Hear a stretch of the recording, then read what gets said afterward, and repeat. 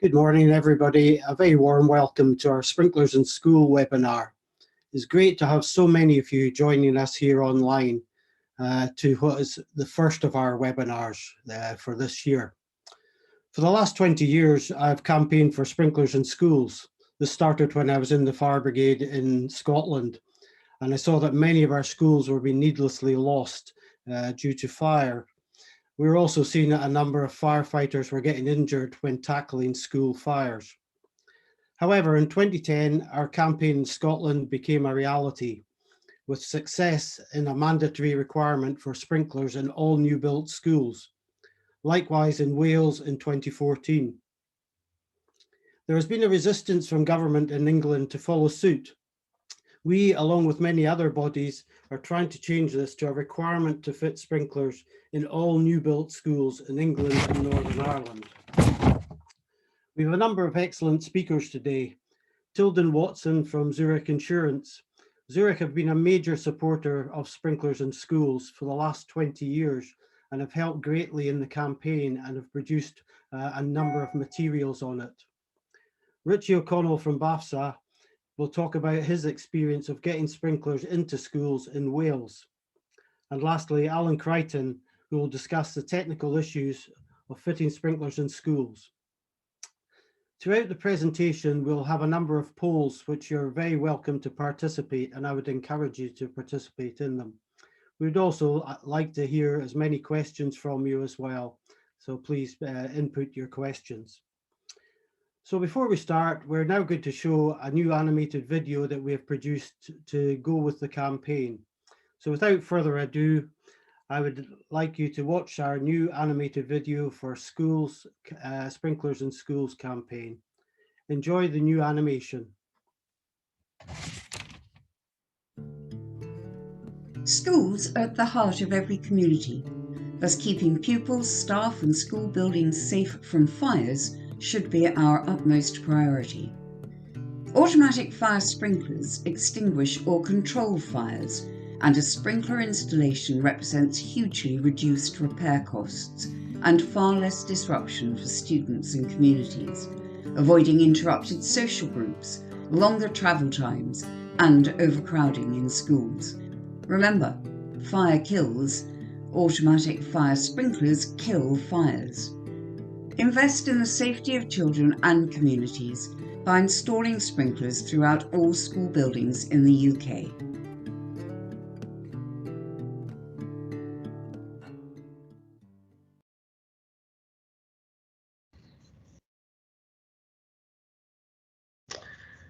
Good morning and welcome to this short session on sprinklers in schools and insurance companies' perspective.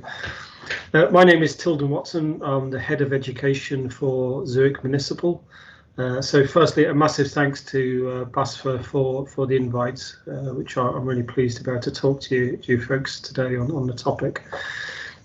Zurich Municipal were a major insurer of a whole range of educational establishments, including universities, colleges, through to the schools that you see in your own communities. Being a major insurer, it gives us a wealth of insight, I think, to talk on this as a topic. We amass a range of information from claims data to property data, and see with our own first eyes from surveying schools the range of risks that they face. I think as a headline, the big thing I would say is fire is still, without doubt, the number one risk that schools face. So I was taken by the topic of this presentation being an insurance company's perspective. So let me share my presentation and a few thoughts on this.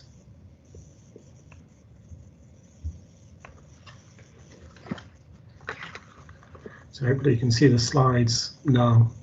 So an insurance company's perspective, I found myself kind of slightly bemused when I saw the BAFSA November magazine, because in reality, our perspective is no different than what is stated on the front cover of your magazine in November, and that is, why should it be like this?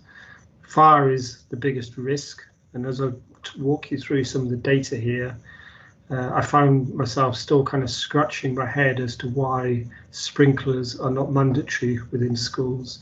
And this is brought into stark contrast recently when we've seen 2 major fires in Derbyshire in particular, which has led to the total loss or near total loss of 2 schools. So the real big headline here is we're calling for sprinklers to be made mandatory in schools, and this is even more important given the government's current priority of significant funding being put into building projects. So it's quite timely, this is a topic. So let's look firstly at incidents of fire. Here you can see a rather sad picture of a school that we insured that went on fire in 2016, and I'll refer to it later in the presentation. Total loss of a school within the space of 2 hours. You know, that's what we are up against here. The reality is, this number, the 2000 number at the top of the slide, and school fires in the past 3 years. So despite kind of government rhetoric that fires are reducing, our view is fires remain stubbornly high at circa 700 school fires per year. That is just not acceptable. That is still far too high a risk, in this day and age. And there's many causes to the fire: malfunctioning appliances, arson, kitchen blazes. In this particular one, is a contractor fire, which led to the loss of a school. The financial impact can be massive. It can be anything from a couple of £1 million up to significant sums in excess of £20 million. So despite all the kind of progress that's been made over the years in kind of raising awareness of fire safety issues, site security, you name it, the likelihood of fire in the UK, in UK schools, is still stubbornly high. The question at the bottom of the slide is the difference between a large fire and a small fire. This was a question posed to me by one of our risk engineering colleagues in Zurich, and I tried to come up with a technical answer to his question. The answer in reality that he gave me was it's down to luck. In many cases, there's a difference between a minor fire and a major fire is luck. It shouldn't be that way, which is why we need sprinklers to kind of reduce the chances of it becoming a major fire. So fire is still, high in numbers. You can then move on to look at some of the recent media work that we've been doing, and it kind of builds upon some further analysis we've been doing in the company. Zurich, we have a team of data scientists. They have analysed over the past couple of years 33,000 fires against property data or known property data on those fires. So from that, you can start identifying the kind of features that lead to a higher likelihood of fire. And some of those won't surprise you. Things like kitchens, things like listed building status carry a higher risk. But the one stark message that came out of their work, which they fed back to me, is the data shows that the average fire risk for a school is almost double that of non-residential buildings. Just let that sink in for a moment. Schools are carrying double the risk. So on the previous slide, I'm saying there's nearly 700 school fires a year. On this slide, we're saying we can now prove that schools are nearly twice as likely to suffer a fire. So if that doesn't start building the case for needing to make sprinklers mandatory, I'm not sure what does. So you can add on the incidence of fire, you can add on fire likelihood, but there's no better kind of measure of risk than sending people out on the ground to actually survey schools. So in the UK, we have nearly 150 risk engineers. Many of them are property specialists, so they go out and survey the schools on our behalf. Over the past 3 years, the property surveyors have inspected nearly 1,000 schools on our behalf. Nearly 66% of those schools were rated as having poor fixed fire protection systems. Only 14% were rated as having good or excellent. According to our data, this map shows it very graphically. Only 5% of schools in England have fixed fire protection systems, whereas in Scotland, it's 29%. So you ask yourself, what is the difference? Well, in Scotland, if you're building a new school, it is mandatory to put in sprinklers. Yeah, just stop there for a moment and you start seeing the real disparity that's starting to emerge across the UK. And just to pull out one particular story, just to demonstrate, fires come from a whole range of sources. That large fire at Highland Council earlier this year was caused by a battery in a laptop. That's how big the threat is.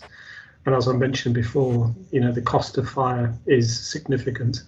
So 3 key messages so far in this presentation: 700 school fires a year. Schools are twice as likely to be hit by fire. Yet in England, the precedence of sprinklers is only 5% compared with Scotland, where they changed the law a number of years ago, and you can start seeing this kind of divergence in approaches. So what is the impact of fire? And I think that picture probably demonstrates more than 1,000 words. I guess let's move beyond the kind of financial impact, which is massive. It's not just about financial cost. This is not an insurance company just banging the drum about the financials. The sad thing is, in this job, I've been out to too many schools over too many years in the aftermath of a large fire. For me as a school governor, the impact of fire is devastating and it goes unreported. It disrupts lives of students, particularly in a year where COVID has already massively disrupted the lives of parents, students and schools. You lose everything from papers, records, lifetime teaching notes and aids. And let's move beyond just the school acting as a school. Many of these buildings act as community hubs as well. So my local school holds many events, which are right at the focal point of a community. Just recently, Zurich, as part of our campaign to make sprinklers mandatory, we analysed 480 school fires in 2019. The facts are quite stark when you look at those fires, bearing in mind it's only 480 fires we looked at. 20,000 children were impacted. And in those fires, 15,000 square metres of space was damaged. But a shocking point at the heart of this story is only 2% of those schools had sprinklers. Okay, 2%. That is just absolutely staggering. As an insurer, we work closely with schools to help manage these fire risks. And this is in a day and age when the Prime Minister has announced, over £1 billion worth of funding to bring schools up to a higher standard in terms of repairs and the status of schools. But based on the data we have alone, with the government pledging to spend over £1 billion, if you look at fire over a 10-year period, the cost of fire is between 300 million and 400 million, according to our estimates. So as the government spends £1 billion, we're saying you've lost between 300 million and 400 million in fire damage alone. And also, it's a point worth noting, the risk protection arrangement is a competitive rival to commercial insurers. So ultimately, the cost of fire does rest in many instances with the taxpayer, i.e. you folks watching this short seminar. So, whilst I'm making the case from a negative side of things about the likelihood of fire, about the incidents, the impacts of fire, let's look at what we see that sprinklers do. In reality, there's no greater immediate fire suppression system than sprinklers. In reality, we see when we see fires, that the fire brigade or the fire service attendants can be 20 to 30 minutes in many cases after detection. But the case for sprinklers, is overwhelming. Sprinklers deploy immediately. They deploy in the right areas. Traditional firefighting approaches often deliver large volumes of water and often not right to the base of the fire. It's causing wider damage. But the figures we see and we hear of regularly, and it backs up from our own knowledge, from our own expertise, is sprinklers are effective 99% of the cases, where they are. Is one key in 2019, in June 2019, a laser cutter. I'm not a technical person, but that's what I'm told this is a laser cutter. Went on fire. The school was evacuated at lunchtime. By the time the fire brigade turned up, the fire was out. The fire brigade are on record here as saying, if it wasn't for the sprinklers, that would have been a total loss. So who knows, that could have been another £15 million worth of loss. Compare that to the picture on the right, which is Chelsea Academy, which is 2016 as a fire. 75 firefighters and a whole school was lost within 2 hours. The sad thing about Chelsea was, because it was right at the heart of their local community, and the nearest similar school was too far away, the pupils then had to be taught in 4 separate locations, so really breaking up the kind of harmony of the school. But Connors Quay isn't the only example of total fire stops that we see by sprinklers. We had another example in the same year, later on in the year, of Oasis Academy, Brislington in Bristol. Again, another fire stop. Again, potentially another 15 million saved. And there was a similar fire just up the road from where I'm talking to you today in Hull. Again, another fire stop. So there's more and more of a compelling case of, what sprinklers do. And I was coming back to the magazine at the start in November. I was heartened to read on one of the pages examples of those fire stops. And that to me kind of tells a story. We need to collect more of those, that type of evidence to make that compelling case. So the one thing that often gets labelled at us when we move beyond the argument as to what sprinklers do is the cost benefits analysis. Well, I'm an ex-public sector accountant, so public finance is my background. And, there's a lot of hype around the cost of sprinklers, but in reality, Zurich's risk engineers state that the cost of sprinklers, if designed in early, is half the cost that's normally touted, so normally between 1.5% to 3%. But in reality, that if you install sprinklers in your school, you can get a whole range of design freedoms and extra flexibilities that they allow. So I'm talking from experts here that, reduce fire compartmentalization, for example. But in reality, from an insurance perspective, you are a better risk to an insurance company, so you do get lower premiums. The local government association estimated that the cost of sprinklers in new schools can be recouped over a 5-year period. If you move beyond that 5-year period, you still get the savings from reduced premiums. In reality, also part of the case is, we'll often be told, but the school has fire detection in place. Well, our experience and our response often says raising an alarm is not fire suppression. raising an alarm in the middle of the night that no one acts upon, no one hears, is no good.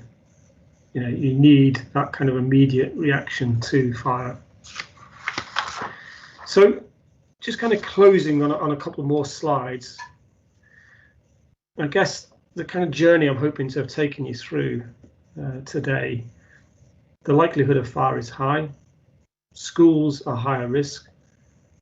The impact of fire is massive. You know, the case we feel financially is overwhelming for sprinklers. If you look at the kind of lobbying, the media work we've been doing around sprinklers, you know, the stakeholders for sprinklers in schools, you know, well, let's start. The Scottish Government and the Welsh Government have seen sense. You know, Zurich, along with BAFSA, the Association of British Insurers, National Fire Chiefs Council, the Fire Brigades Union, and there's my phone, starts speaking to me halfway through a presentation, which is great. The Fire Brigades Union, the National Education Union, the National Association of Head Teachers, you know, fire protection specialists, fire specialists, you know, the range of stakeholders that are behind the campaign, you know, that we're involved in is an endless list. The only people that are against is the government and the DfE, and we're hoping to change that in the near future. If you look at the building bulletins, which lies at the heart of this, so Building Bulletin 100, it includes the provision for the use of sprinklers where the risk justifies their use.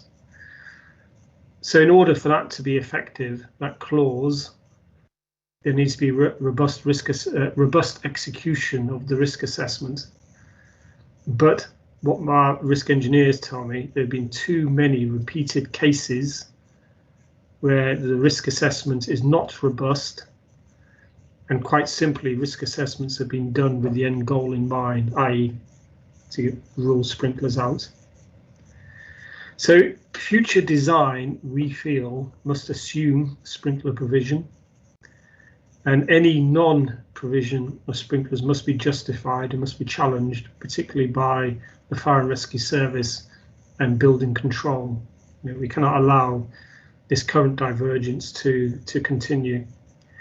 At the heart of the argument, the DfE will say, you know, this is about life safety, you know, as minimum standard. I can't argue against that, and I completely agree with that. But it's more than life safety. You know, this is about the protection of public assets here, you know, key public assets at the heart of our community. So we have to kind of move beyond and kind of remove the regulatory disparity that is now emerging between England and Scotland, but also the postcode lottery that's emerging in England. So after the Derbyshire fires just recently, both Derby City Council and Derby County Council have signed a mandate to make it mandatory. And what you can see here is we've put a petition online for sprinklers to become mandatory in schools. This petition is still live, so if you're going to do one thing over your Christmas eggnog, that is, please share this petition and please sign this petition. So finally,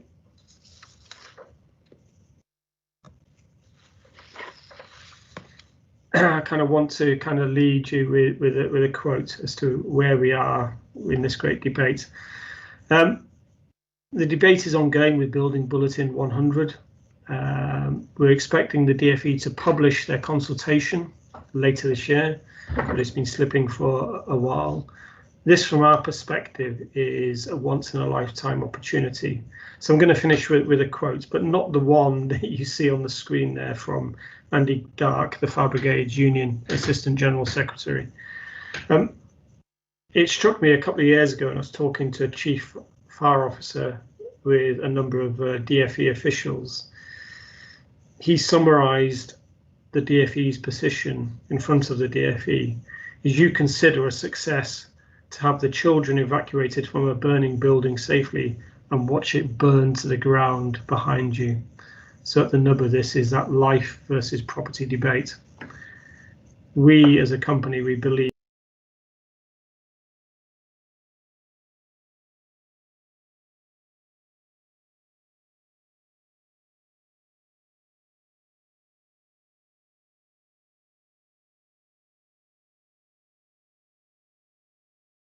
the case is overwhelming. So a massive thanks to BAFSA for the invite today. I hope what I've talked through you find interesting. I think we have very much a joint agenda here to push the case for sprinklers. So I'd like to thank you guys for all the work you're doing. Thank you, Tilden. Before we address some of the questions we've received, I would like you all to please respond to our first poll of the morning, which asks, would you feel comfortable knowing that your child goes to a school which isn't protected by sprinklers? Hello again, Tilden.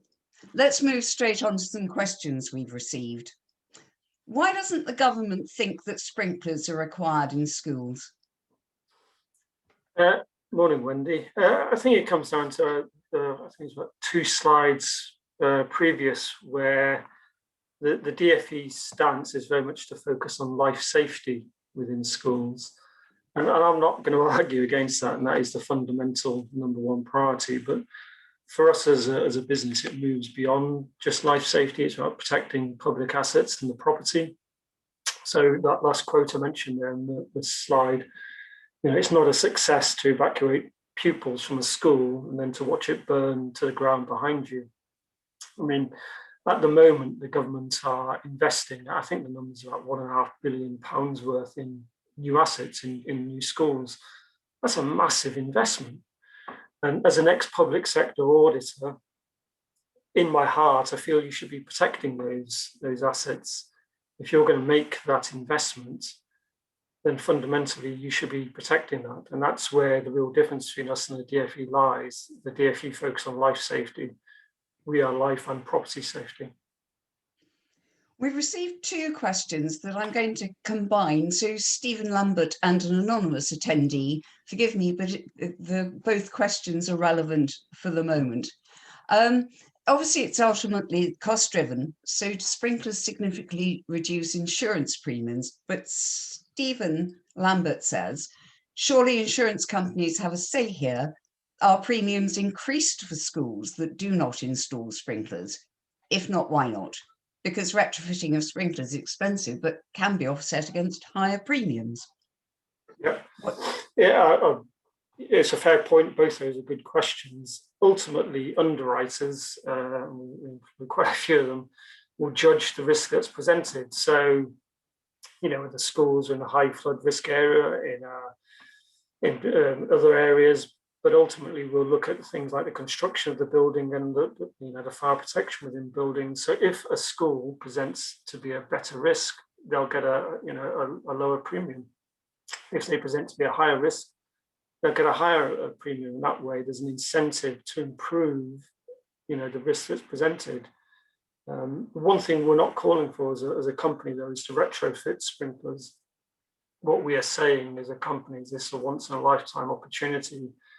As you're renewing the school estate and building new schools to future-proof, the estate of schools, because we do recognise that retrofitting sprinklers can be quite expensive.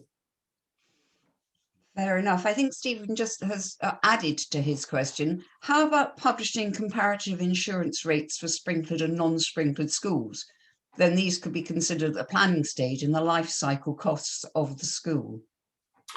Yeah, that's something I don't mind. I mean, there's a load of commercial sensitivity around, individual pricing. I don't mind, giving some figures out around some of the savings, which can be sometimes 10, 20, 30%.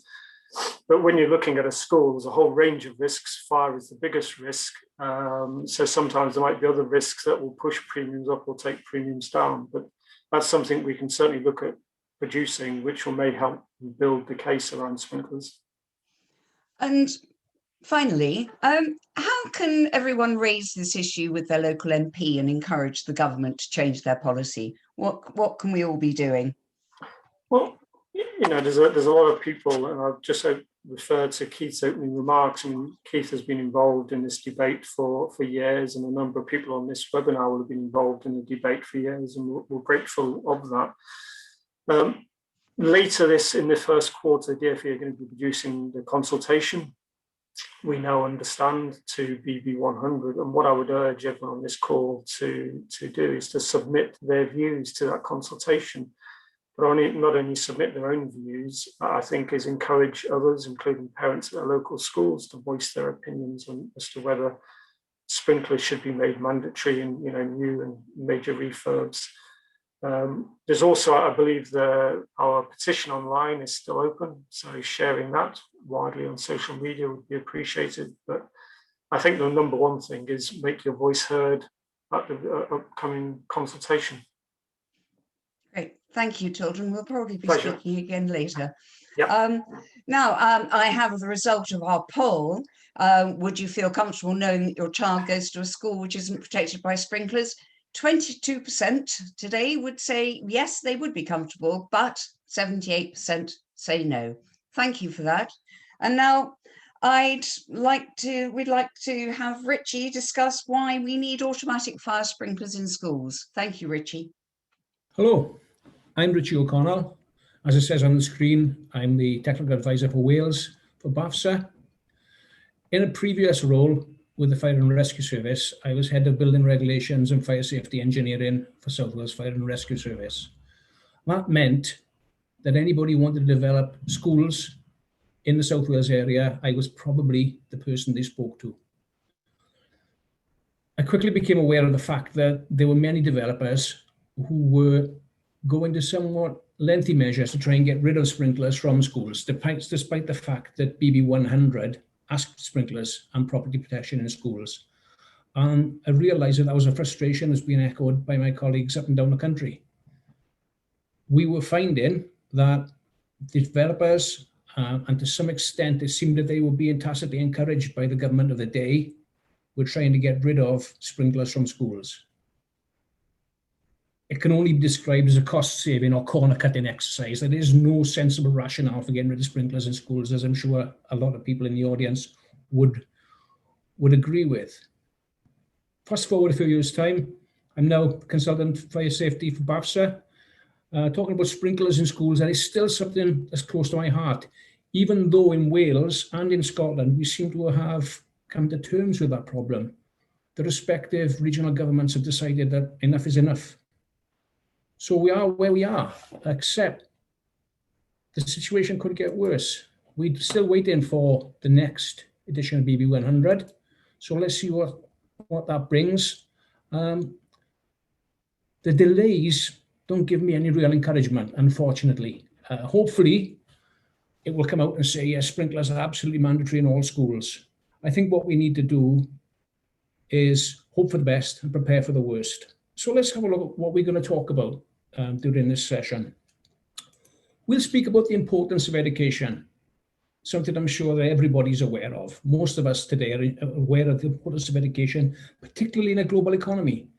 The children from the UK are now competing against children across the world because it's not just a local jobs market, it's a global jobs market. It's very important that we get that right if we're going to take our place in the economy of the world. The scale of the problem is something that people don't really realize unless they've shown an interest in this before or been affected by it in some way. We have got a real problem with schools catching fire in this country, predominantly, I have to say, in England. And that's not necessarily a reflection of the Welsh and Scottish governments having put sprinklers in. There just does seem generally be more of a problem with school, and particularly school arson in England. We'll talk a little bit about the costs. We won't dwell on the costs. Everybody can put a fair estimate of the cost of a school. And we'll talk about some figures provided by insurers. We'll talk about some figures from a recent fire. But I think we realise that the cost of a school fire isn't just economic. And we'll talk a little bit about some of the other costs, perhaps. We'll talk about the pictures in Scotland and Wales and how the governments there have sought to address the issue of school fires, albeit a lesser issue in those countries. And we'll talk about UK governmental policy, which at best appears confused, at worst could be seen to be tacitly encouraging the removal of sprinklers from schools. Not a good place to be. we'll talk about some of the routes to compliance. There are a few ways we can achieve compliance under the building regulations, and we'll talk about that because it seems quite common sense to me and probably to everybody else, although it's actually not true, that life safety fire safety standards will be higher than property protection fire safety standards, because obviously lives are more important. That's not necessarily the case. Actually, property protection requires a higher standard of fire safety provision. So we'll talk about some of the ways in which the routes to compliance are almost undermining the agenda for sprinklers in schools. So that's what we're going to talk about. Let's actually talk about something. And we'll talk about the importance of education. Now, we know that education is a very, very important thing for children, and not just for the educational attainment, but also for socialization, for their mental well-being, for all sorts of things. What we've learned in the last year from the pandemic is that education is really crucial. We have found out about children whose potential future educational attainments will be affected. We heard about children whose potential future earnings will be affected. We know that there are children in the school who are vulnerable, and perhaps the only place they get a decent meal or some safeguarding issues is when they go to school. All those things are vitally important, and we had Gavin Williamson back in July last year talking about fining people who refused to send their children to school at the end of the lockdown period. And they would be levying £120 fines. And Mr. Williamson at the time made the link between education and future prospects. And he's right, he's absolutely right. How can he be wrong? But is it just about education you miss through a pandemic? Don't you miss just as, isn't the important education you miss just as important if you miss it as a result of a school fire? If you're off weeks, think about children who've got all those issues we talked about, or even any one of those issues. Maybe they're vulnerable, maybe they need the socialization, maybe they just need the educational attainment. If their school's not there tomorrow because it burnt down tonight, their parents have also got a plan at short notice for looking after those children, taking time off school. All the same issues that we have faced with schools being closed in the pandemic, we still face, granted, not for such long periods of time, but we still face them when a school burns down. So what's the difference? Why are the UK government so insistent on education and stressing the importance of it to such lengths? It's on the news every night. Why are they so insistent on the importance of not missing out on education from COVID-19, but don't seem at all bothered about the prospect of you missing possibly weeks of education because your school is burnt down? It's just a bit odd. And there's some of the things they can do if they aren't happy with your approach as a parent to sending your children to school. They can give you a parenting order, which is basically, it's guidance. It's governmental and legal guidance to you as a parent to teach your child not to behave in an antisocial manner and to make sure they attend school. Or you could get a bit further, you could get, this is from the court, an education supervision order, which means that you have to work as a parent in conjunction with a attendance officer from the local authority to make sure your kids are in school. We know school is important and it's a good thing. It can't be a bad thing. We also know there's a school attendance order you could get. Now that's more of if you were saying you were going to educate your kids at home and the local authority is not convinced you're doing a good job, you get a school attendance order. And as Mr. Williamson has said, you can get a fine if your kids don't go to school. Even if you take them out to school for 2 weeks or a week for a holiday in term time, I still can't see that that's any different if the school burns down. Because yes, you can book your holidays out of the school, out of the school term time, so your kids don't miss any school. We could also put sprinklers in schools and stop them burning down. So why is the one thing more important than the other?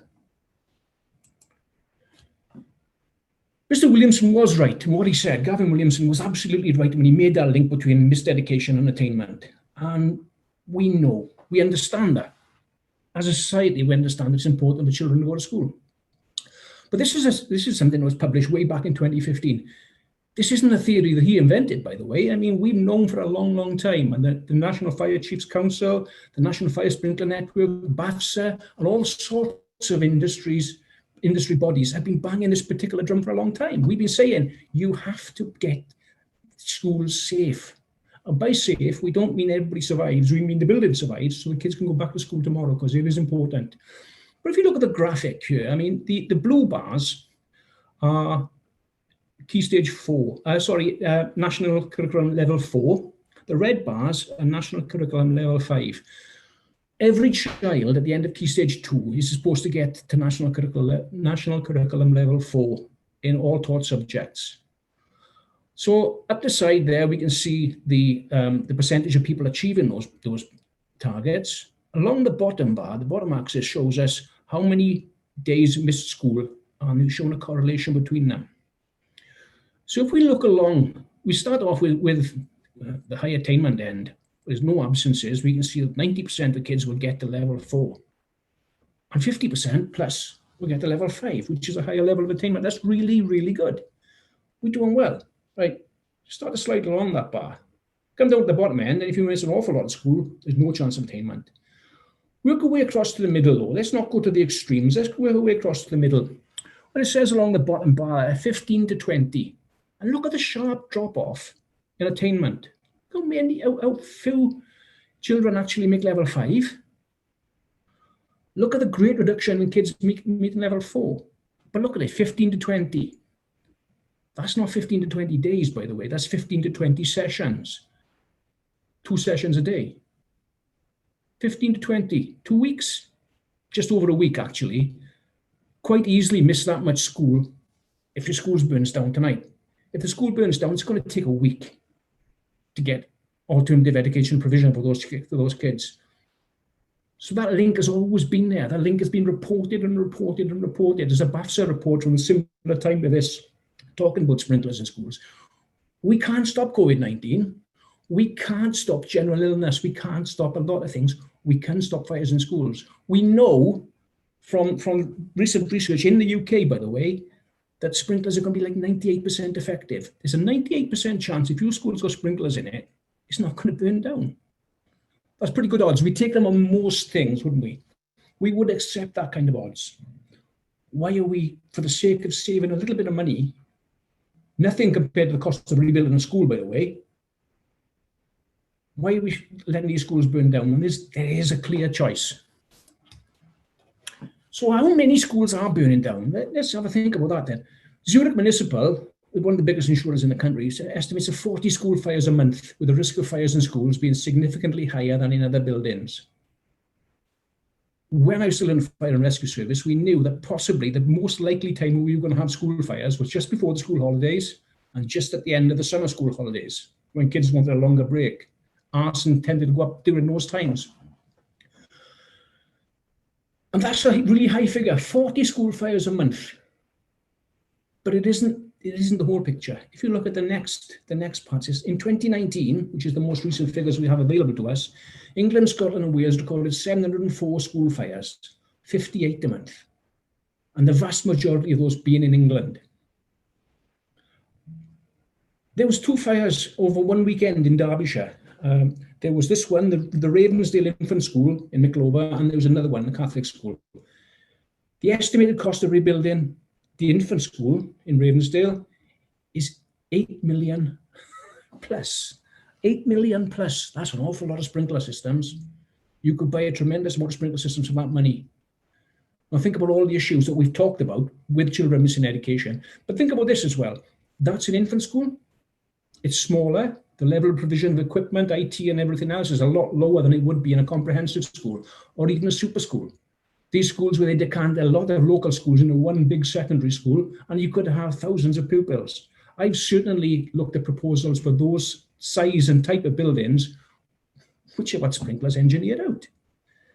It beggars belief, it really does. But let's carry on with just the scale of the problem for a moment. This is a sample. It was an awful lot longer, to be honest. It would get onto 3 slides, but what's the point of showing you all those?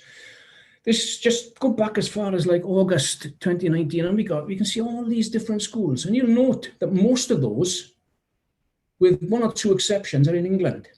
But look at the 3rd and the 5th of October.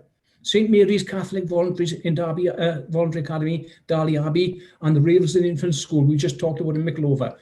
2 schools in the same county on one weekend. But what happened there since is the fires have prompted a signing of a statement of intent by the fire service, by Derby City Council and Derbyshire County Council surrounding sprinklers in new build schools. They're going to have sprinklers. Sadly, and almost staggeringly, there have been so many times where schools have burnt down and they've rebuilt the schools without sprinklers. There's, that's one of the definitions of madness. Keep doing the same thing and expecting different results. But that's what happens. But you can see all of those fires, and quite recently we've had some of these, King Edward School in Tapton, just a couple of weeks ago. This is a problem that hasn't gone away, and it's not going to go away because these figures have been fairly consistent for maybe 25 years. We need to do something different. We need to do something about it now. Let's have a look at one that occurred back in 2019, Vale of Leven Academy. Just by way of a contrast, we'll look at two that happened around the similar sorts of times. Okay, so at 10:40 in the morning, the school is occupied, the children are in school, and the building catches fire. Deliberate fire. Again, it was an arson thing, which is a huge problem for schools. That was 10:40, and the school sent a text message to all the parents saying, if you've got someone at home, you kids can be released from school, you can come and collect them. But if they didn't have someone at home, they could remain in the games hall until they could be collected or travel home safely. There's our first clue to the effectiveness of the sprinkler system, isn't it? The school wasn't closed. The school was still safe to keep children in. The sprinklers operated and controlled the fire, and that's why. That's what happens. 98% of chance that the sprinkler is going to put the fire out with just a few heads actuating. People talk about water damage. They talk about all sorts of things. The common sense approach is, if it's wet, you can dry it. If it's burnt, you've lost it. So we can do something about sprinklers, fires in schools by using sprinklers. The building reopened for the kids on the following day. The school was available to use the next day. So there's none of that worry about missing 2 sessions, missing 20 sessions. The school reopened the next day. By contrast, this is what happened at the Vale of Leven. We got a small little fire like that. All dealt with, nicely sorted by a sprinkler head, very little damage. The same day, or a very similar time frame, this happened in Greater Manchester. Similar sort of fire, absolutely destroys the classrooms. Obviously, no one's going back to that class the next day or for some time afterwards. So think of the knock-on effect. What's going to happen here compared to what happened at the Vale of Leven? Vale of Leven, there's a minor inconvenience. Some children go home, some children stay in school. In this place, you've got to decant all these children into a different educational provision. Are you going to put them in different classrooms? Are you going to put them in a different school? Are you going to press another building into school use? Is it all going to be suitable? Maybe, maybe not. People will do their best. But the best would have been if we'd actually put the sprinklers in the schools to start with and prevented that happening. We'll talk about costs. We said we'd talk a little bit about costs, but we get on to the finances. We've talked a little bit already, haven't we, about the impact on children. And in particular, the vulnerability of some children, where school might be the only safe place, where they might be the only people who can keep an eye on them to see if they're doing well. It might be the only place they get a decent meal that day. We've seen that this Marcus Rashford has had to put this provision, or force the government to put the provision into feeding children who are not in school, because sometimes it's the only decent meal they get. That's the other costs, but the actual financial costs, the burden financially. In England alone, there's 686 fires in schools during 2016-2017. And the Association of British Insurers, says the most expensive school fires typically cost around £2.8 million to address. Today, we just seen a Vale of Leven is 8 million. An average of 24 large loss fires a year, totaling 67.2 million. The UK PLC quite simply cannot afford that. We can't afford the lost education, but we can't afford the costs either. I wonder how much the sprinkler systems that would have prevented that would have cost. They wouldn't have come to that cost. Nothing like. And it's a growing problem. This isn't something, as I said, that's going away. It's quite concerning that even with all this depth of knowledge, all the fact that the National Fire Chiefs Council, that the National Fire Sprinkler Network, the Residential Sprinkler Association, Uncle Tom Cobley and all, and BAFSA, particularly BAFSA, we worked hard on this, are all saying, look, you've got to put sprinklers in schools. You've got to do it. And schools keep burning down. However, does the problem get any better? Well, let's have a look. 70% of new schools would be built with sprinklers in 2007. Coincidentally, 2007, when we were looking at BB 100 really and saying, well, actually, the building regulations don't do enough in terms of schools because they only talk about life safety. We actually need to stop the schools burning down. But back then, 70% of new schools being built have sprinklers in them. December 2016, which is 9 years difference, we're down to 30% of schools. What happened in the meantime? Well, what happened in the meantime, unfortunately, was the publication of British Standard 9999. The first iteration of that came out in 2008. And it allowed people to go to a different method of compliance with the building regulations and sidestep, effectively, BB 100 and its requirement for property safety. We think today that it's down as low as 15%, which is even worse and getting worse. You know, if you mark that on a graph, that's quite alarming. And this really does alarm me, and it frustrates me as a fire safety professional. It does frustrate me. In 2017, London Fire Brigade recommended sprinklers in 184 London schools which are being built or refurbished. And of those, only 4 had sprinklers fitted. Incredible. What a terrible statistic. Is there happening elsewhere? Well, let's have a look at what's happening elsewhere. In Scotland, they made quite a simple and sensible piece of legislation which says sprinklers are mandatory in all new schools. If you're building a new school, you're putting sprinklers in Scotland. And that's to be applauded. In Wales, we didn't go quite as far. We said if sprinklers are required where grant funding is being provided. So if you've got any governmental money going into a new or significantly refurbished school in Wales, you will be fitting sprinklers.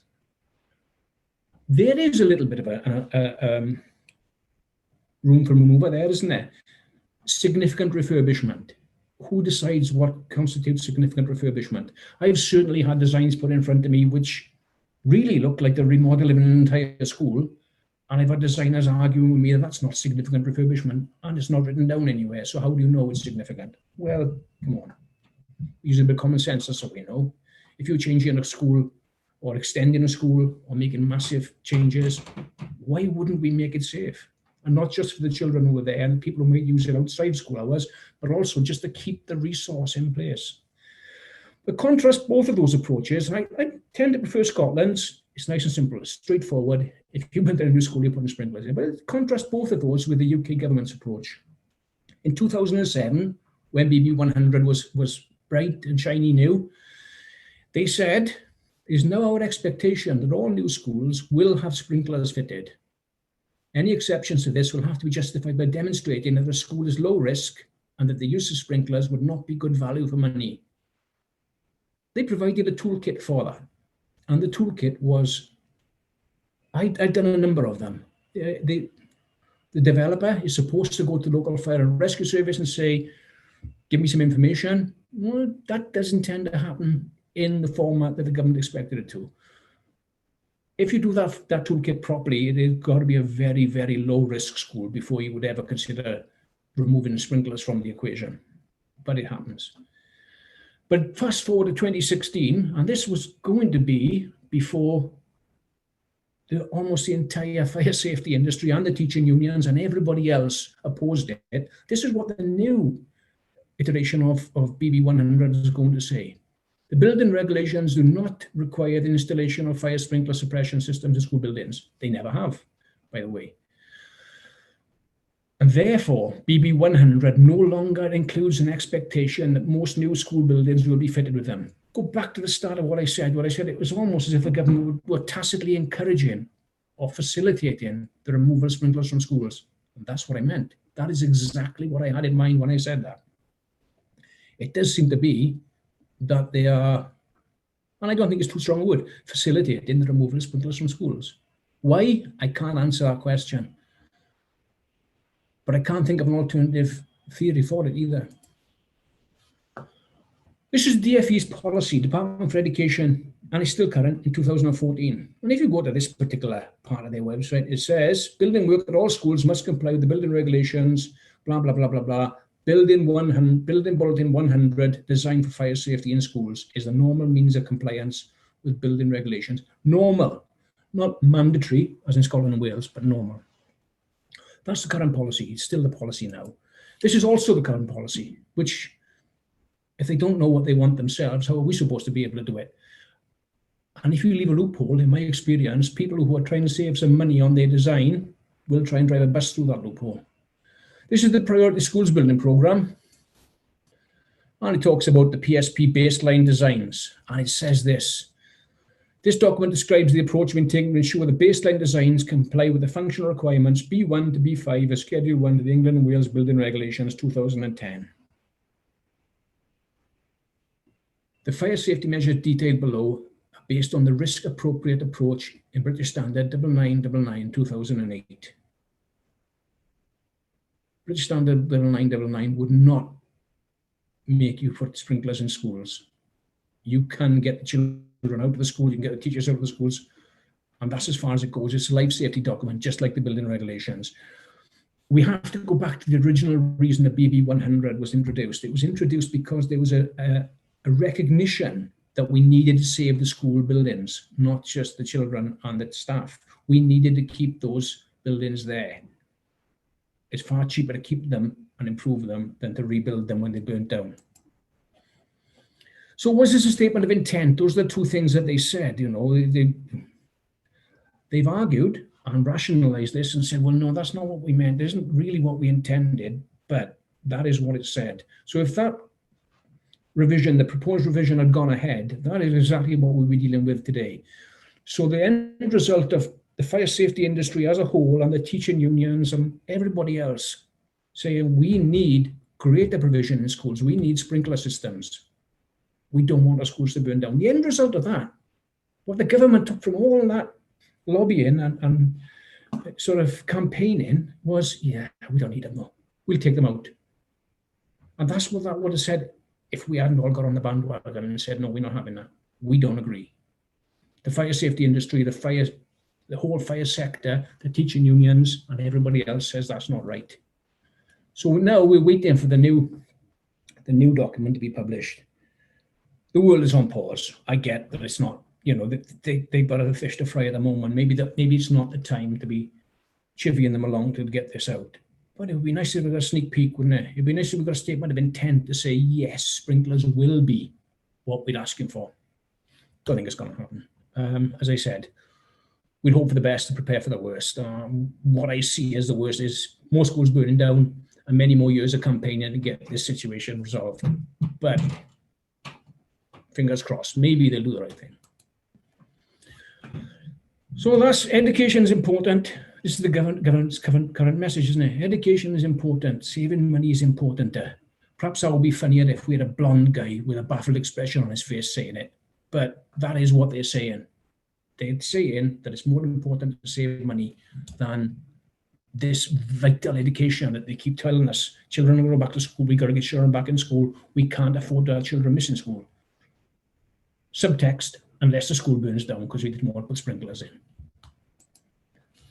So let's have a look a little bit about some of the routes to compliance, how we could actually put this building together and maybe eschew the use of sprinklers and why.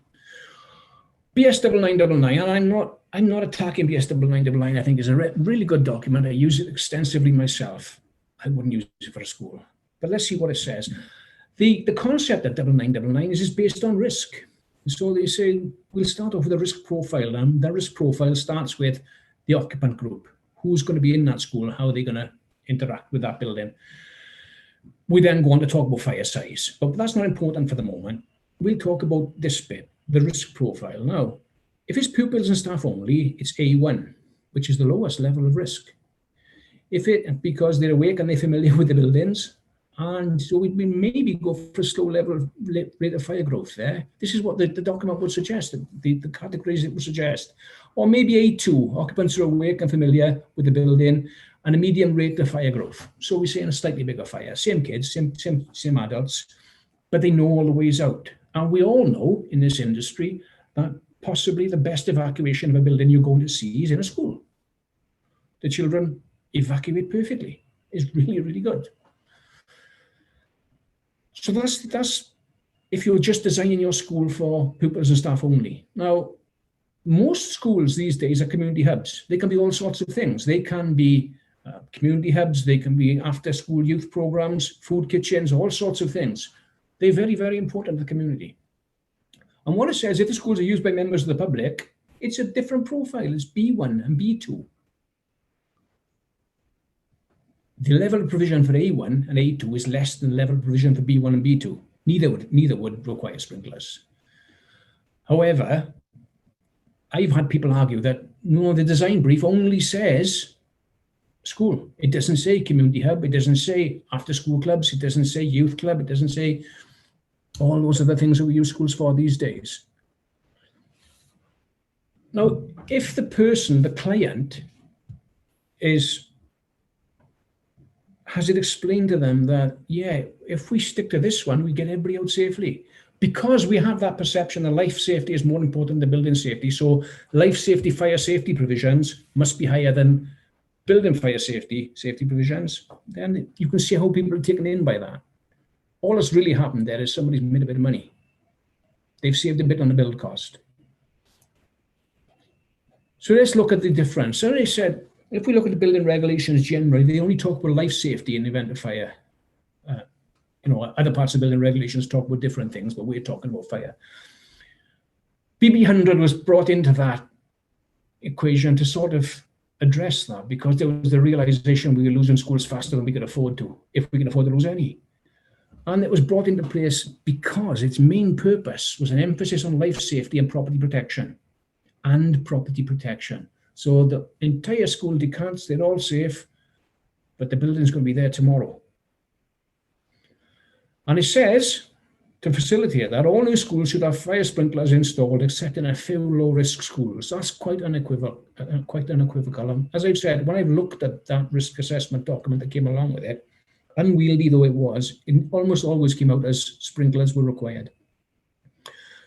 Contrast that with BS 9999, which is part of the baseline fire safety strategy. And what have we got there? We've got the purpose of it, life safety document only, no requirements relating to property protection. So we could satisfy our duty by just getting everybody out. And there's no requirement for sprinklers, although it does give you benefits to providing them. What if we talked about the fire size? If we talked about some fire sizes are not allowed in certain categories, and the provision of sprinklers would allow you to bring those categories down. And in some cases, if those categories were so high, you would be forced to install sprinklers. However, that's unlikely in schools. We know the fire risk in schools. It's not going to be fast or ultra fast generally. It's going to be normal or medium. The alternative to providing sprinklers, and this goes all the way back to James Braidwood when we talked about the fire at Tooley Street, is to make your buildings with compartments of a size where they won't get too big for the fire service to deal with. And we will keep the building in the compartment, keep the building fire in the compartment of origin. And look at the size of these compartments in BB100. They're quite small. In a non-sprinklered school, 800 square meters, that's not very big at all. That's quite good. But you look at sprinkler buildings, 2,000 square meters. Well, that's pretty good in a multi-story school. It's a 2,000 meter compartment. And you can see the same thing is echoed in single-story schools, except in a single-story school, you could have, in a sprinkler building, no limits to the compartment size. So basically, you could build your whole place with no compartment walls, which is very attractive to a lot of architects and for operational reasons in a school as well. Put that against 9999, and you think the compartment walls cost money. So if you were trying to save a couple of bob, maybe this would be a better approach altogether, wouldn't it? You could just say, well, yeah, look at the size of this. If you go for A1 and A2, in a single story area, sprinklers or not, there's no limit. We could build that school as big as we like without putting sprinklers in. And when you think the cost of a sprinkler system, the cost of additional compartmentation, you can see that there is a significant cost reduction to be made here. But surely that shouldn't be the end goal. That shouldn't be why we build in schools and why we're building them almost to fail. There's almost a tacit acceptance that if the school catches fire, it's going to burn down. That will never sit comfortably with me. So sprinklers and risk assessment, we talked about the risk assessment, and this is what the DCSF had to say some years ago.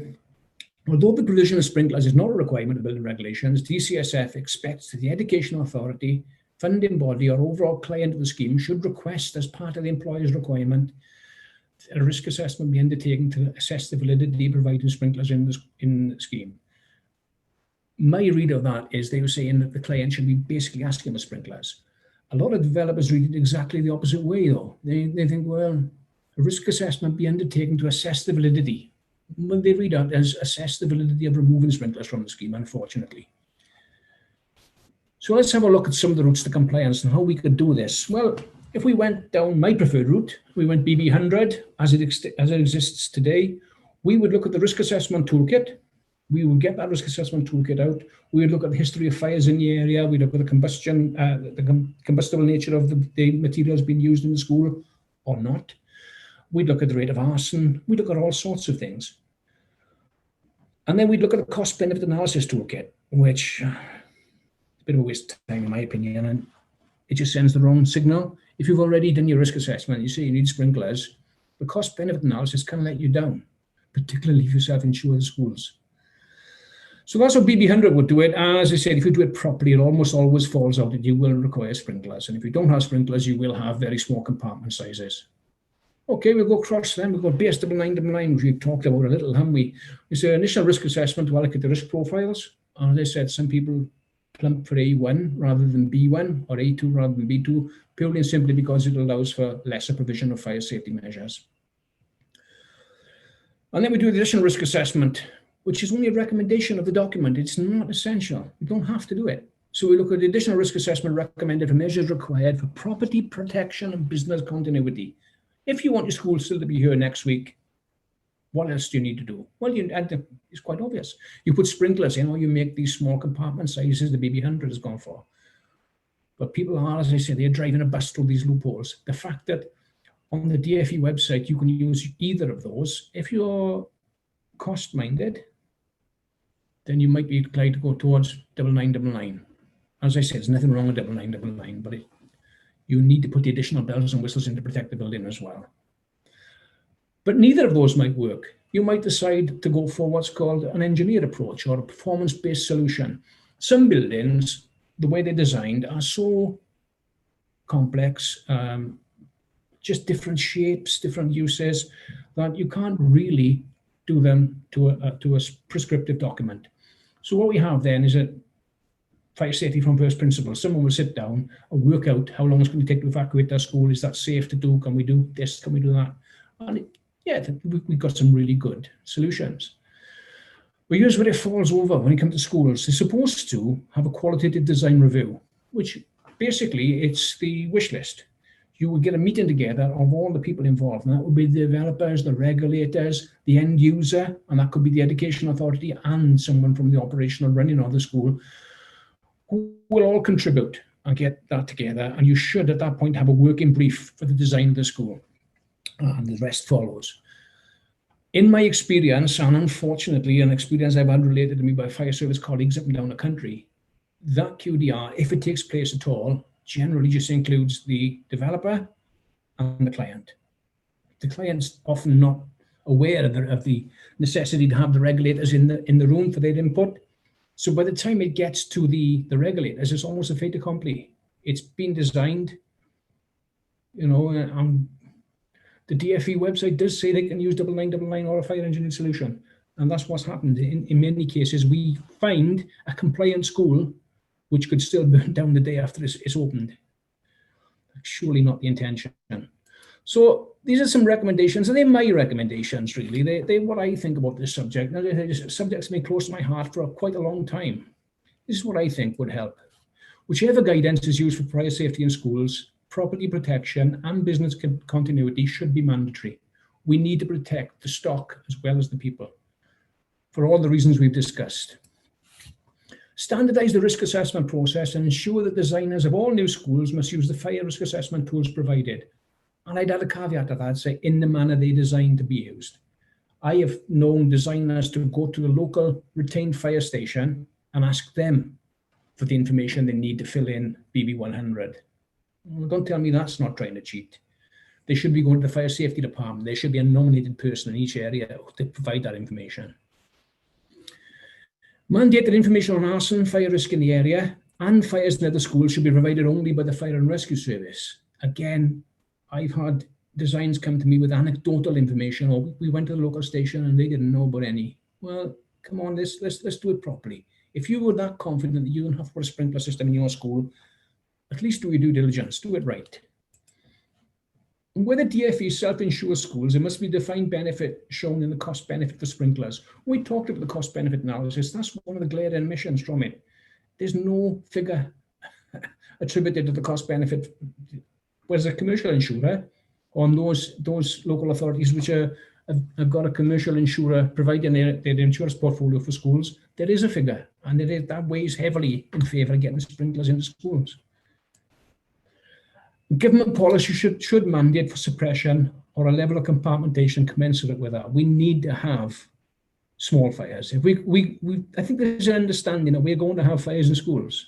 Zurich's work has certainly recently reiterated that the schools are more likely to have fires than other buildings. My own experience and the experience of lots of colleagues says the same thing. We need to make sure the school isn't burned down. So either put sprinklers in or a very small compartment so the fire service can deal with the size fire that they have. And that's it from me. Thanks, Richie. Our second poll of the morning asks, when sprinklers activate, do all sprinkler heads activate at once? Look forward to hearing what you think. Richie, several questions have come in which need your response. What relaxations in codes do you think should be permitted in schools, given the risk profile and purpose group, to incentivise them being put in? Well, I think the first incentive will always be that we want to build a school that's not going to burn down. As to the rest of that, what relaxations we could have, I think that's a very valid point to make, because what we've just discussed is the fact that a lot of this is cost driven. And if we can give something back, a little bit of clawback to offset the cost of the sprinklers, in addition to the reduction in insurance premiums, and that could generally incentivize people. If the end goal is to save money, then by making that amount of money easier to save, then we might help. So depending on what guidance document you went towards, there are a number of relaxations. And it starts off with the fairly mundane things like longer travel distances.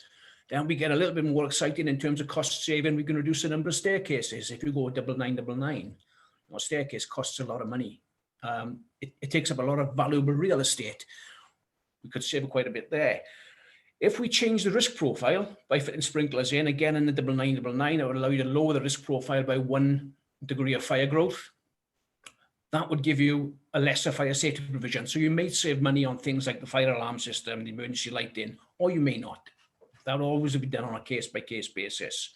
But probably the biggest reduction is compartmentation. Compartment walls cost a lot of money.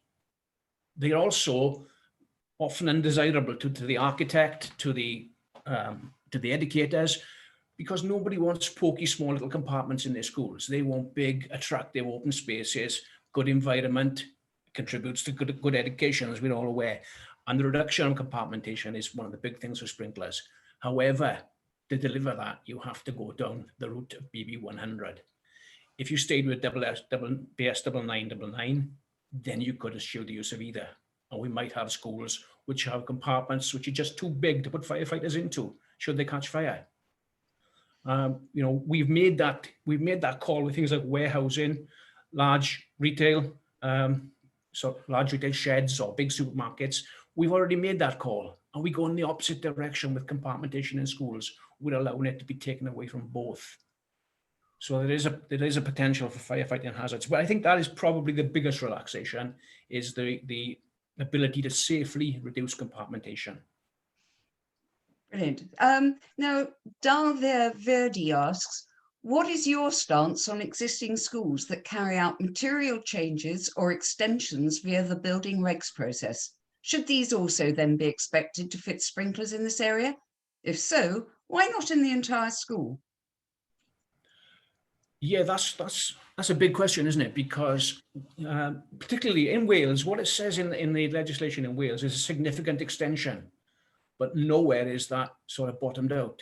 I think the intent was, it's just common sense. So if you're doubling the size of your school, that's a significant extension. But I've had people argue to say, well, no, that's not significant, really. So we should be going back to the building regulations and saying, well, have you materially increased the risk? But if you're going to make minor alterations, minor extensions, then to start insisting on retrofitting for that would be perhaps prohibitive and would take our agenda in the wrong direction. What we want is to make schools safer.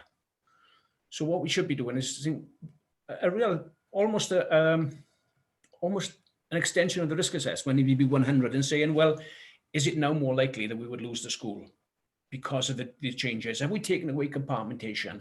Have we significantly increased the size of some compartments by adding bigger compartments to the building?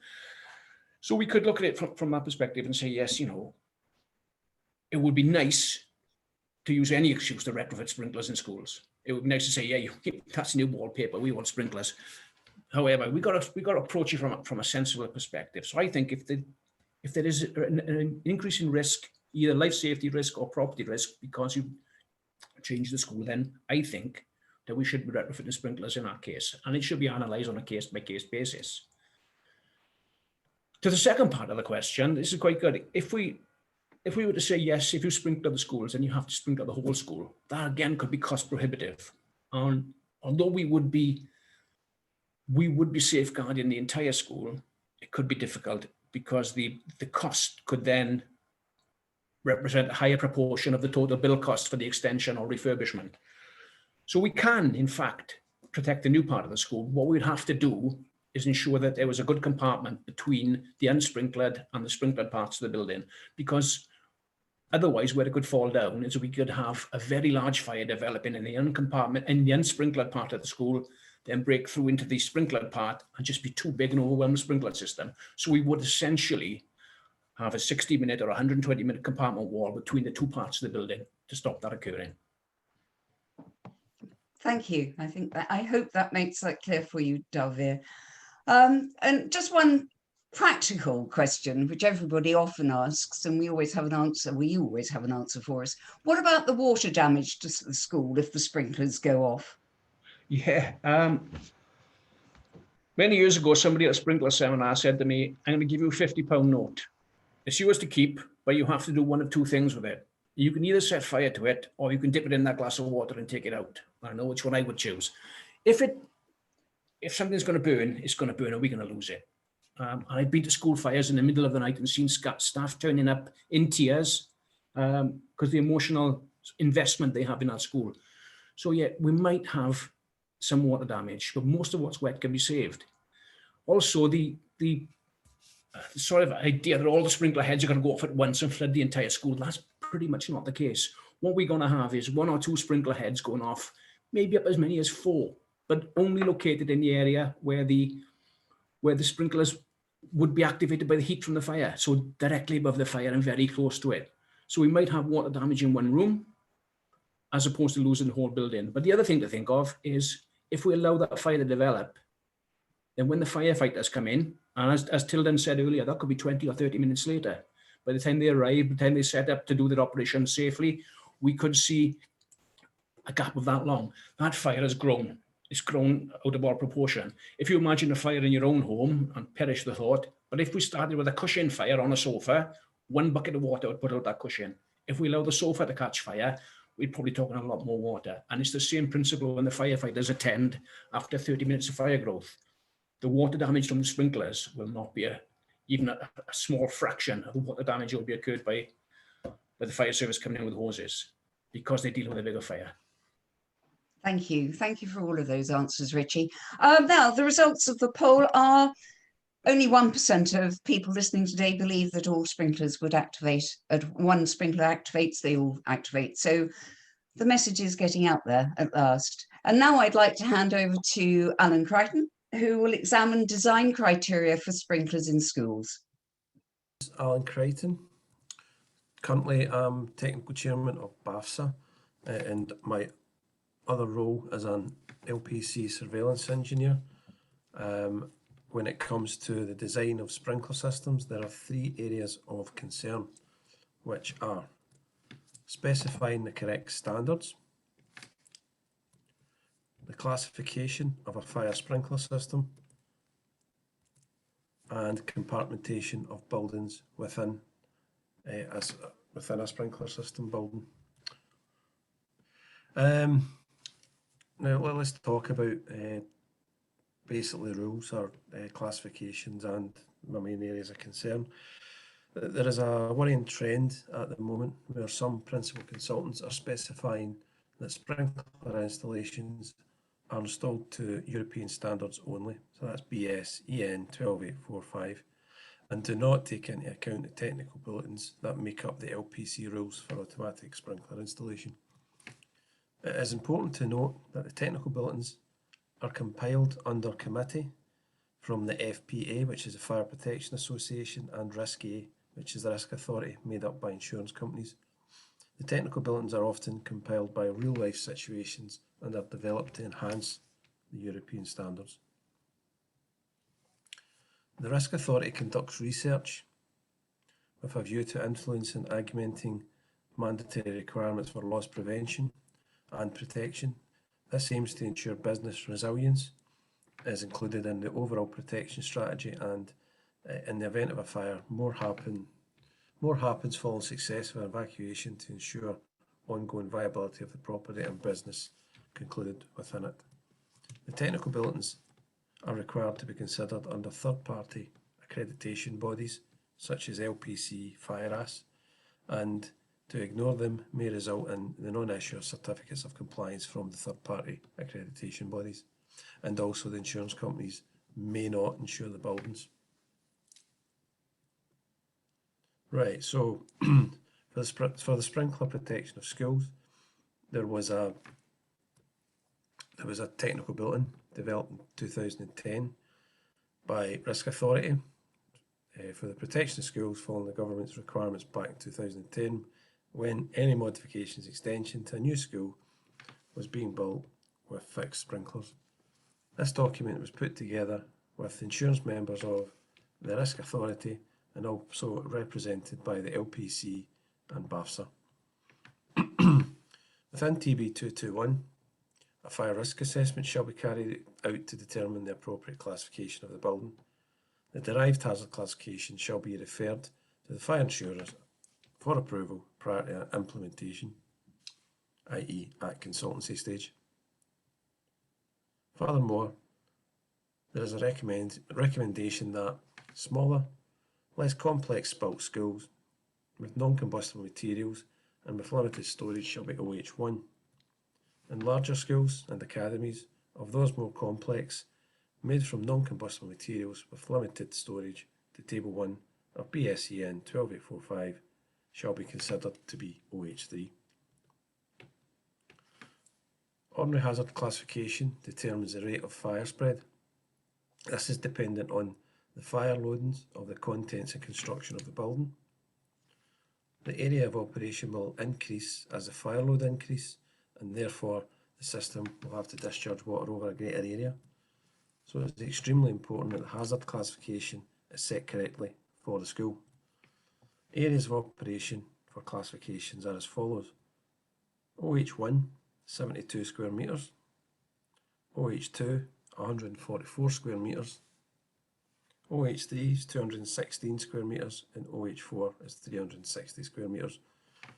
So the higher the classification, the larger the area the sprinkler system has to cover, which in turn means bigger pumps, bigger tanks. So what does that mean? Ordinary hazard Group 1 examples within schools are classrooms, libraries excluding bookstores, computer rooms excluding tape storage, offices. These are taken from Table A2 of the BSEN 12845 standard, where schools are listed as OH1.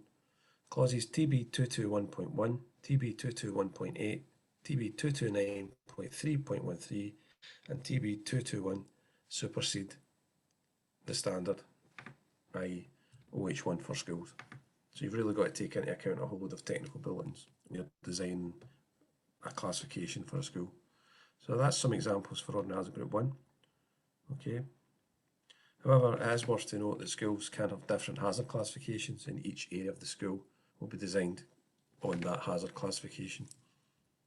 So Ordinary Hazard Group 2 examples are labs, laboratories, atriums, which may be a street, metalwork, you've always got a metalworking class. Some gym halls, depending on size, you get rather large gym halls in some of the higher schools. Ordinary Hazard Group 3 examples within a school are chemical stores, so there's always a chemical stores in the labs. Some storage of materials and woodwork. You usually find that some wood stored at the back of the classroom.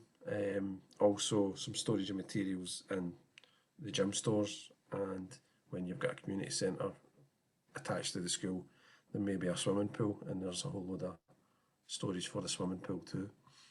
Plant rooms, soft play areas. Some schools have soft play areas in them in the street. So insurance companies need to be consulted at early stages so that you get the classification for the school correct. So some examples of Orton has Group 4 within schools could be cinemas and theatres. Now, when I'm talking about that, I'm talking about some community hubs. The schools do have theatres in them. Exhibition halls, so that could be the street when you've got exhibitions going on. A school can be classified to different hazard classifications in different parts of the school. It's worth remembering that. OH2, OH3 and OH4 will require 60 minutes of water supply as opposed to 30 minutes for ordinary hazard group 1 systems. So it's important that you get the classification right. So height of storage is determined in table 1 of BSEN 12845, which is this here. Now, you can only store to these heights if the system itself has been designed to OH3, category 3. So that's 5 millimetres over 216 square metres. But the table can only be used in that instance. Larger schools may have larger stores, i.e. gym stores, that require increased hazard classification, so check with the insurance company. At the end of the day, it's the insurance company that signs the cheque to build the school. So this should be picked up within the fire risk report at the start of the job, which is then sent to the insurance company for approval. And it's maybe prudent at this stage for the fire risk report to be consulted with a sprinkler consultant at this stage, because people who do fire risk reports don't always understand the sprinkler rules. So some examples of storage. This was a janitor's store where the heads were in the ceiling and the storage was right up to the roof. So it was a no-no. Again, same store, lots and lots of storage in it. This school was designed to OH1, so it wasn't allowed any storage. Right, so the same school, there was storage underneath the stairs, and that was pool storage. So you've got your noodles and your floats in there, quite a lot, and that's all plastic material, so it's quite flammable. And that was the other side of it. It's a whole load of boxes and rubbish just lying about. It's quite a big fire risk there. Okay, in the same school again, I know I'm picking on this one school, however, it was designed to OH1, which was only 5 millimetres over 72. We had a rather large soft play area, and that soft play area could easily be OH3 and possibly higher. So it just gives you an idea. That's made up of soft furnishing and plastics and whatnot, so there's not a lot of fire resistance on that, so it could go up quite quickly. And it would overwhelm the sprinkler system because it wasn't designed properly, the classification's wrong. Okay. So the other thing is to ensure that sprinkler installations use material that are approved for their use. For example, flush heads, that's the heads with the white caps on them. Okay, like the ones in this floating raft. They cannot be used in floating rafts in that kind of scenario, as they've never been tested for that type of risk. Flush heads can only be used in full ceilings, full plasterboard ceilings or lay-in grid ceilings. Okay, and again, that's because they've not been tested in any other circumstance. Okay, in this instance, in the picture to the right, you should be using pendant heads like such, because they have been tested in that situation. So compartmentation. The fire compartmentation in schools should be a minimum, should be at minimum between sprinklered and unsprinkled areas of 120 minutes. So in this instance, we've got a pool area which is not protected, and then as you can see, we've actually got a little viewing gallery and an area between the pool and the changing rooms. and there's clearly an open area between the two of them. So, as I say, there should be a minimum of 120 minutes between areas that are not protected with sprinklers and are protected with sprinklers. In that instance, what you might want to do is put glazing up and put a row of sprinkler heads at the non-protected side to cover a coat of water onto the glazing. Okay, so this is to prevent rapid fire spread and overwhelm the sprinkler system. So basically, just to run through what we talked about, was ensure the correct standards are being used, include the technical bulletins. Not using the technical bulletins to save money will not wash in court if you have a major loss. Ensure the correct hazard classification is applied by the consultant early on in the project. Engage with a qualified, competent sprinkler consultant at early stages during the fire risk assessment if possible. Okay, so you can determine that the correct hazard classification is being used. Ensure there is adequate fire compartmentation. Compartmentation of sprinkler installation may differ for different building codes. And use approved sprinkler tanks, pumps, heads for the construction, and you'll get that at www.redbooklive.co.uk.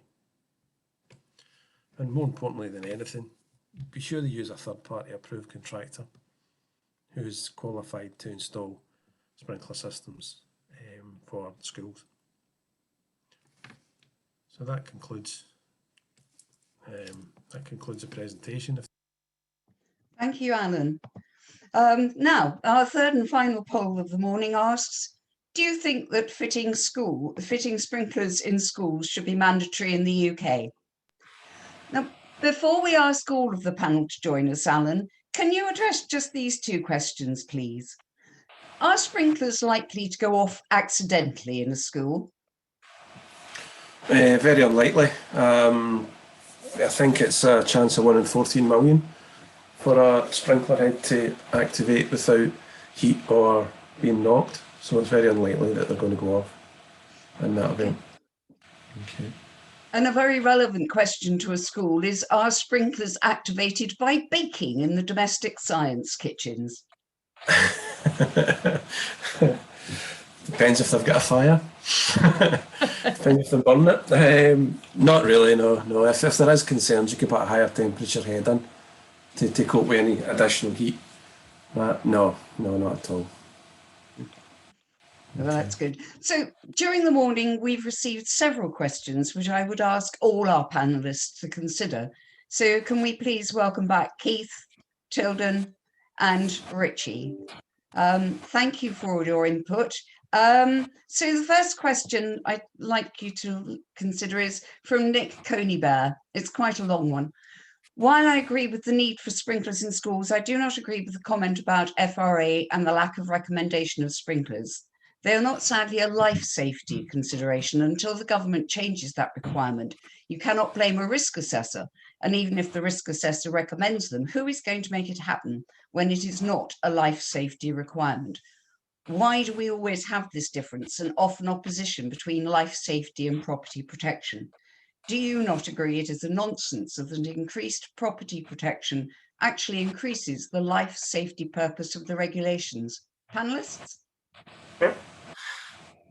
If I go first, yeah, completely agree. If you protect your property, you're more likely to protect your life.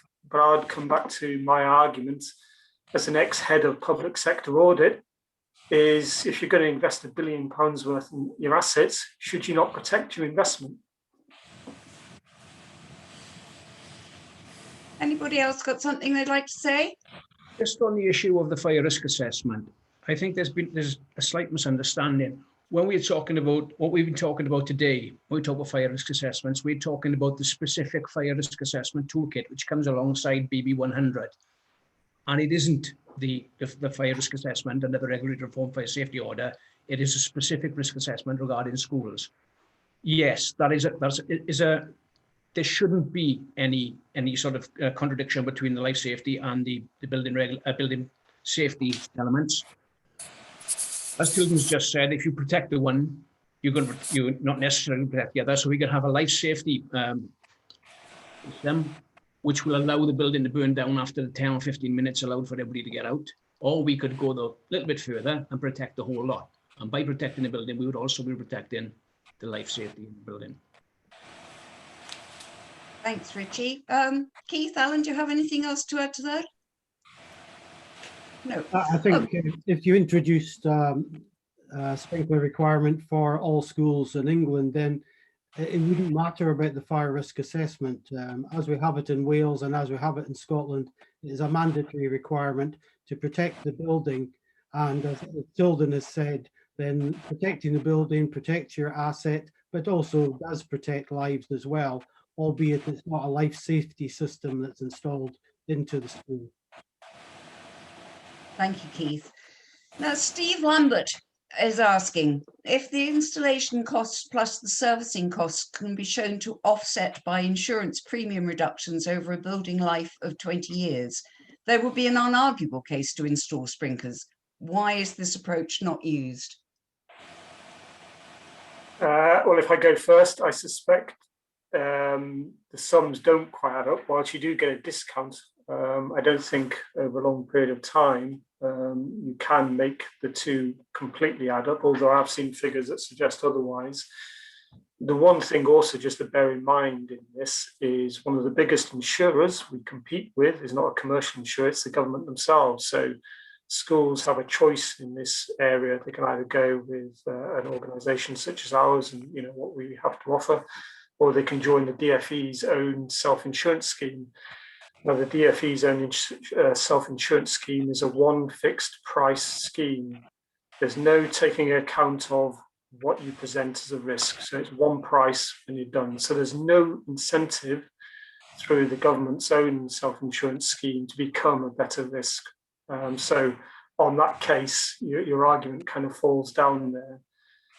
But ultimately, in putting sprinklers into schools, even if there is a cost or a slight cost, once you've taken into account, discounts and from insurance and maintenance stuff, I still come back to the point that even a little bit of an investment is worth the price to protect your assets and everything that goes along with these assets. These things, as we've heard from the other presenters, from Alan and Richie, these are community hubs. These are at the heart of where we live. These fulfill many roles that go beyond just the delivery of the curriculum. And that's why it's fundamentally important to, I think, be upfront and say sometimes, well, these might cost you a little bit here, but the investment is worth it.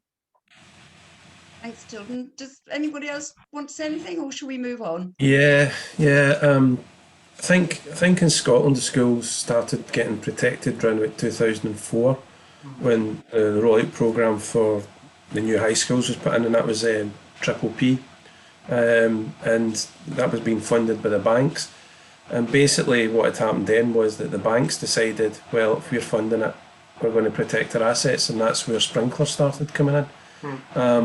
And since then, it rolled on from then into 2007, where it became legislation, and in 2010 it was mandatory for sprinklers in Scotland. So really the whole process started back in 2004 with the banks basically stating, no, we want to protect our assets. So I don't see how it's any different.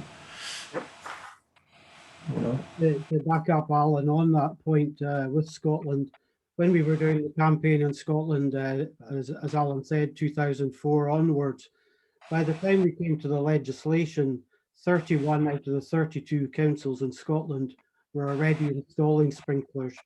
So we actually probably wouldn't have needed the legislation, but we went for it anyway. But they were doing it voluntarily, both for the reason that Alan had said, because it was a Triple P project, and secondly, because they were losing such a large amount of their school stock, and there was problems providing accommodation elsewhere close by to accommodate their pupils. If I could just jump back in, I mean, I probably should add this to my answer. I mean, if you can stop one blooming fire here, and I can only look at our own financials, where some of these can cost you anywhere from 10 to 20 million pounds. If you can stop one a year, surely that pays for installing sprinklers. And if you go back to 2019, on the Zurich books, we had 3 known, and these are the only ones we knew about, where sprinklers probably stopped a total fire loss for us. I mean, just sorry if I jump in too. I've installed probably over about 100 systems, and a system for a primary school averages out about 150 grand. So it's not a huge amount of money in the cost of an £8 million school. So, okay. Right, well, I hope that has addressed Stephen's question adequately. It sounded to me as if it would. Couple of quick questions-ish. From all schools built in England over the last couple of years, do we know how many have had sprinklers fitted on a voluntary basis, obviously? Do we know this? We think it's about 15%, but I couldn't pin that down to anything. That's just from some statistics published by London Fire Brigade a couple of years ago now. We think it's about 15%. Thanks, Richie. And do you find that the maintenance requirements of sprinklers a difficult point to convince schools to install them? I don't think so. I think when you're considering your school stock and when you're building a new school, you're aiming for that school to last more than 20 years. I know the earlier question was about taking the cost over 20 years. Not many schools are built and then demolished 20 years later. Their lifespan tends to be about 40 years. Looking at the maintenance over 40 years, but looking at the benefits for the school and the protection of the school over 40 years, I think it becomes an even better investment than obviously taking the short-term view for 20 years. But the maintenance is a factor you have to include, but it is something that could also be built in to the contract for installing the sprinklers in the first place. So what is the insurer's view with regards to water mist systems? As council, they are often seen as cheaper alternative to sprinklers. This is where I get into real hot water, as other panelists will know. I'm not a technical person. I know our risk engineers within Zurich prefer the kind of fixed water fire protection systems, and they would give a far better answer than me as to fire mist systems. So if any of my fellow panelists can help me out on our views on that, yeah, thank you. I think to put it basically, water mist systems are suited to certain types of construction. They're not suited to big open spaces. They're more suited to smaller spaces. So when you've got of any school, it's got like a big main street. They're usually about 6 metres high, and that's the kind of main atrium, the entrance. Water mist systems are really only developed to protect, well, they're only tested to 3.5 metres high. So that basically takes it out of the equation straight away. They might be okay for the classrooms and such, but you would need to put a sprinkler system in one part of it and a water mist system in the other, and it doesn't become cost effective then. So, yeah. You can take that as my answer as well. That's simplistic, that's just me. I think the other thing to remember is that water mist systems are not necessarily cheaper either. Because of the smaller coverage of a water mist head, you need more heads, and this obviously builds up the cost. Obviously, what Alan has said is absolutely right, the height of the building, size of the rooms, etc. as well. So all that is part of the assessment that should be carried out before you build the school and as part of the design process. Sprinklers or mist should not be an afterthought. It should be something that is built in the initial design for the school. And from that, you will get the correct system for the school. Thank you. And now a question on the environment. David Smith asks, how does the toxic fumes and environmental damage following these fires balance with the government aim for clean air and carbon neutral stance? Anybody, any thoughts? Quite simply, it doesn't. The loss of buildings, whatever their type, there's a runoff from the water, there is the fumes that go into the atmosphere. This doesn't balance with any ecological surveys. There has been a number of in-depth studies of major fires, and it is shown that the damage to the atmosphere and the runoff from the buildings, etc., the rebuilding of the building, none of this fits in with sustainability. So sprinklers do help with the sustainability of the building. Obviously, it lasts far longer. it protects it in the event of fire. So sprinklers are good for the atmosphere. Can I just add to that as well? The one thing that frustrates me in my role is the conversations we regularly have with the DfE are just focusing on one thing, which is the financial business case around this. And there's so much more than just the pure financials on this. So Keith talked about the environmental stuff, but there's the community impact, there's the loss of education, there's the trauma, there's safety to firefighters. There's a whole load of non-financial impacts here. I think in building the case for sprinklers, we mustn't forget. Good. I have a technical question now from Martin Hartley. Well, a comment rather than a question. Whilst the use of concealed typed heads below suspended rafts was highlighted as not permitted, concealed heads cannot be used in life safety systems or where positive pressure sealing voids are involved. He feels this should be made clear. Do we have any comment on that? Yes, correct. Right. Fine. So we have one more comment. We have several questions come in, but what I would like to say to the questioners that we'll address them privately after the event, rather than going through the many questions we've received. But we have an interesting comment from Ronnie King. As a member of the Department for Education's own BB100 review stakeholder group, which hasn't met since November 2019, would you not be suspicious to be told that you can have sight of the revised document just prior to it going out for public consultation? However, you will not be able to change it. Thank you, Ronnie. And a final question. Have any political parties supported this campaign and adopted it as a party policy? Keith, would you take this one on, please? Yeah, thanks, Wendy. We've recently written to all MPs for England. We've also written to the members of the Assembly in Northern Ireland, and we have had responses from many of them. We also have had responses from 5 members of the House of Lords, all supporting the campaign. We've had previous support from the Labour Party in England for sprinklers in schools. Clearly, when it went into Wales and Scotland, there was cross-party agreement that sprinklers should go into schools. There just seems to be a reluctance, though, in England for overall support of it. But it is good to see that these MPs are getting on board. Clearly, the best way that you can support this is by completing Zurich's petition and also writing to your local MP. Thank you very much, Keith. And now I think it's time we said thank you for everyone for attending.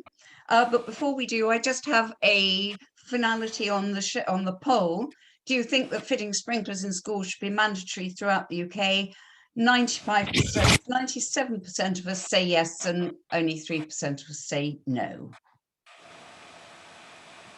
Thanks for that, Wendy. Many thanks to everyone for staying with our webinar and for your questions and taking part in the polls. It was good to see the last 2 polls that people are getting far more confident with their answers. But education of everybody about sprinklers is something that we're about, and we will be doing another 5 seminars, webinars throughout the year on different subjects such as care homes, education, and such like. So please join us for those. Thank you to Tilden Watson from Zurich, Ricky O'Connell and Alan Crichton, and Wendy from BAFSA, and also to John Cockrell for the technical assistance throughout putting this out. Please support our campaign for sprinklers in schools, and protect your child's education and protect your local firefighters. Thank you very much to everybody for attending. Thanks, guys.